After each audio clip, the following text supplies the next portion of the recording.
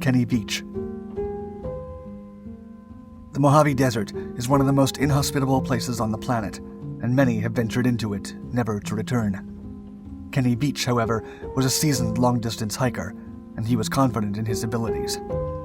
When not hiking, Kenny was active on YouTube, often interacting with a group named Sirius Disclosure, which describes itself as being, quote, interested in the development of a peaceful relationship with extraterrestrial intelligence, which has been visiting planet Earth for decades, if not centuries. In the comment section of one video, which was an apparent witness testimony titled Son of an Area 51 Technician, Kenny left a comment. It read, quote, "This ain't nothing. I am a long-distance hiker. One time during one of my hikes out by Nellis Air Force Base, I found a hidden cave. The entrance to the cave was shaped like a perfect capital M. I always enter every cave I find, but as I began to enter this particular cave, my whole body began to vibrate. The closer I got to the cave entrance, the worse the vibrating became. Suddenly, I became very scared and hightailed it out of there. That was one of the strangest things that ever happened to me." The self-inflated views are typical of Kenny's online posts, and he was encouraged by others to return to the M cave, this time more prepared. Much speculation as to the nature of the cave had arisen due to its supposed proximity to Nellis Air Force Base. The area around the base was already known to host mysterious aircraft and military exercises, including the infamous Project Oxcart, which developed the SR-71 Blackbird in the 1960s, and the Half Blue Project, which originated the stealth fighter program in the 1970s. As if anticipating trouble, Kenny said in one of his posts, quote, "I will have my 9mm with me this time, just in case." One YouTube commenter even warned Kenny against it, saying, quote, "No, do not go back there. If you find that cave entrance, don't go in. You won't get out." However, when Kenny went back to the site, he could not locate the specific cave, even posting documentation of the failed search to his personal YouTube channel in a video titled M Cave Hike. Kenny embarked on another final search for the M Cave on November 10th, 2014. He was never to return. The search party found his phone at an abandoned mine shaft on the way to the supposed location of the M Cave, but the trail would go cold from there. A later post by Kenny's girlfriend sought to provide closure, saying that she believed he had abandoned his phone deliberately so as not to be tracked, then walked out into the desert in a final, purposeful act. Others maintain that Kenny found the M Cave and met his maker there. Isdal Woman. On November 29, 1970, a man and his 2 daughters were hiking in the Ice Valley, Norway, also known as the Death Valley, due to the area's reputation for hiking accidents. It was here that an unusual burning smell led one of the daughters to the body of a woman who appeared to have died under mysterious circumstances. The body was heavily charred, but there was no sign of a campfire nearby, and she appeared to have died lying on her back in a deliberate position. The burns to her clothes and skin were so severe that she could not be visually identified. A few days later, police found 2 suitcases belonging to the woman at a railway station, which contained cash in various currencies, glasses with her fingerprints on them, and a notepad with curious coded entries. Any identifying information had been meticulously removed. An autopsy gave the official cause of death as a combination of being incapacitated with a large dose of 50 to 70 sleeping pills and being burnt, as indicated by the soot in her lungs. Police decoded the messages in her notepad, finding a record of places she had visited, and it was revealed that the Isdal woman had traveled around Norway and Europe with no less than 8 fake passports and aliases.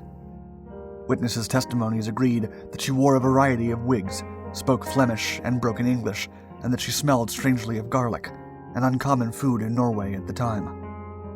Suspecting the Isdal woman had been involved in Cold War espionage, intense investigations ensued, and many of her destinations were found to correspond to the testing of the top-secret Penguin anti-ship missile, which was being developed at the time.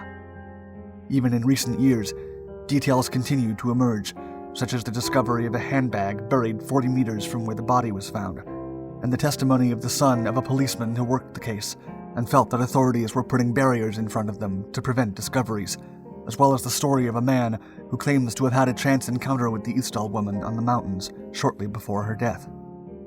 While it was officially concluded that the Istal woman died at her own hand via overdose, others believed that she was murdered for her work as a spy, with some surmising that she was hunting Nazi war criminals. Whatever truly happened to the infamous Istal woman is not yet known. Investigations persist, and evidence continues to be found. Daylene Pua. In February 2015, when 18-year-old Daylene Pua told his grandmother that he was going to hike the infamous Haiku Stairs, also known as the Stairway to Heaven, on the Hawaiian island of Oahu, she did her best to dissuade him. The Haiku Stairs is a sheer and steep steel structure consisting of 3,922 steps that traverse the local mountain range. Daylene, known to his friends as Moke, undertook this expedition against his family's advice and against official guidelines that restricted people from venturing into the area. Perilous steps provide access to a formerly top-secret U.S. Navy radio station, which was built in the early 1940s as a powerful transmitter for the Pacific Fleet during World War II. It was decommissioned in the mid-1950s and officially closed to the public in 1987. Moke was last seen in person by his grandmother boarding a bus in Oahu, wearing a white long-sleeve shirt, black shorts, and carrying a red backpack. Moke shared various photos on social media, which confirmed that he was on the Haiku Stairs at around 11 a.m. on the day of his disappearance, even though they were supposed to be off-limits. When Moke didn't return, his family scoured through these images for clues, one of which caught their attention. It depicts, lurking in the bushes in the background, a man. With the photograph enlarged, a mysterious figure skulking in the vegetation can clearly be seen. He appears to be crouching behind a bush, downhill from Moke's location, possibly stalking him. Intense search efforts ensued, involving the fire department, drone pilots, and the U.S. Navy. At one point, 2 hikers who were interviewed reported hearing cries for help, but Moke remains missing to this day, as does the man in his photograph. Anyone who may be able to assist in the identification of the mystery man is urged to contact Crime Stoppers. Chris Kremers and Lisanne Froon. After Dutch students Chris Kremers and Lisanne Froon, aged 21 and 22 respectively, had saved up enough money, they set out for Panama on what was to be the trip of a lifetime. The pair were staying with a local family while volunteering at a school in a small mountain town when they set out on a morning walk along the El Pianista Trail, never to be seen again. What followed would spark years of speculation and theories. Search parties had no luck finding the girls after they were officially reported missing, and it was only when evidence began to present itself that this mystery gradually unfolded. Months after their disappearance, a backpack was found which contained their phones, camera, and travel documents. The phone's records revealed that attempts had been made to dial emergency numbers, which had failed due to a lack of reception. One phone's battery had died, but the other had been intermittently switched on, presumably to search for reception and conserve its power. Its records show that it was checked occasionally over the course of 6 days, but that the PIN was never correctly entered, suggesting that Lisanne was trying to access Chris's phone without her. The camera contained photographs shot by Chris and Lisanne after they had apparently gotten lost and began trying to call for help. One photo shows the back of Chris's head with what many believe may be blood coming from her temple.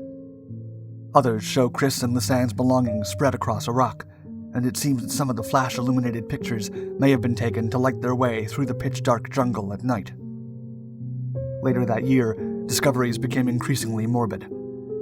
Not far from where the backpack had been discovered, remains were found, including a pelvis bone and a boot which still contained a foot. In total, 33 bones were found, which DNA testing confirmed to belong to Chris and Lisanne. Speculative theories about Chris and Lisanne and what happened during their last few days continue to circulate. Most believe that the deaths were an accident, and that the 2 young women fell afoul of the jungle and its many creatures after becoming lost and disoriented. Unusually, those bones which belonged to Chris appeared to have been bleached, whereas Lisanne's did not. After close analysis under magnification, a Panamanian forensic anthropologist would later state, quote, "There are no discernible scratches of any kind on the bones, neither of natural nor cultural origin. There are no marks on the bones at all." Mostly harmless. One of the strangest and most unconventional lost hiker cases is that of a man known as Mostly Harmless. Throughout 2017, there were numerous sightings of a bearded man walking south along the Appalachian Trail, starting in New York. Rather than a case of a lost person, his was a case of lost identity. Some of those who encountered him took photographs and videos and exchanged conversation, in which he would give his name as Mostly Harmless and discuss his desires to be off-grid. He had made a conscious choice to travel without a cell phone. Mostly Harmless was, by all accounts, friendly and easy to talk to. He was last spotted alive in southwestern Florida in April of 2018. 3 months later, his body was discovered, curled up in a yellow tent at a campsite in Big Cypress National Preserve in Florida. Police found no identifying information, documentation, or belongings. The man's fingerprints and DNA were in no database, and the autopsy could not determine the cause of death, only that the body was emaciated. The case gradually gained momentum online among cold case fans and amateur researchers who formed a Facebook group to search for the man's identity. Through crowdfunding, the page managed to raise enough money to pay for advanced forensic testing of the man's DNA. The genealogical search revealed that Mostly Harmless was probably from Louisiana, but the trail went cold for months until a man named Randall Godso came forward. After seeing press about the case in online groups, Godso recognized Mostly Harmless as his college roommate. More than 2 years after the discovery of his body, the man who called himself Mostly Harmless was officially identified as Vance Rodriguez, a talented computer programmer who was indeed from Louisiana. Due to his turbulent background and supposedly violent behaviors, Vance had become estranged from family and friends, which explained why nobody was looking for him. It had also taken so long to identify Vance because of the deliberate efforts he made to erase his tracks. No cause of death has ever been determined. The efforts made by those online to identify Mostly Harmless gave birth to the Kindness Project, which seeks to harness the power of the internet hive mind to search for the thousands of others that remain missing, either in body or in identity. Thank you for watching Dark 5.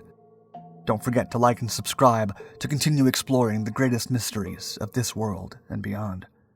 Your support and engagement help my videos get seen by even more people.